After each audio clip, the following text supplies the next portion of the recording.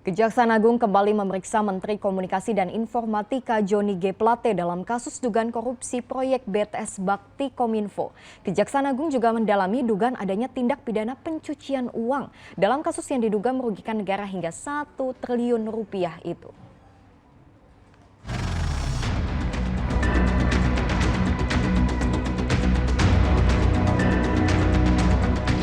Menkominfo Johnny G. Plate lagi-lagi diperiksa Kejaksaan Agung. Plate kembali diperiksa sebagai saksi kasus dugaan korupsi proyek Tower BTS 4G Bakti Kominfo. Pemeriksaan kedua Plate untuk mendalami peran sang menteri sebagai pengguna anggaran di Kementerian Komunikasi dan Informatika. Dalam perkara ini terdapat kemahalan dan kemahalan tersebut berasal dari hasil permufakatan zakat.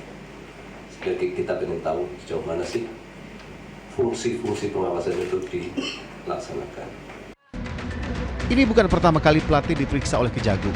14 Februari lalu setelah sempat mangkir, Plate diperiksa Kejagung lebih dari 9 jam. Dan ini pernyataan Menkominfo saat itu. Saya sangat menghormati proses hukum yang sedang berjalan dan dilakukan di Kejaksaan Agung Republik Indonesia. Dalam penyidikan yang dilakukan Kejaksaan Agung ditemukan kejanggalan dalam proyek BTS 4G Kominfo. Proyek itu dianggarkan dalam tahun jamak. Tapi pencairan anggarannya sudah 100% lunas pada tahun 2022. Padahal sejumlah pembangunan dan penyediaan infrastruktur BTS 4G Bakti mangkrak. Di antaranya site Wangkarweli Lambaleda Manggarai Timur NTT.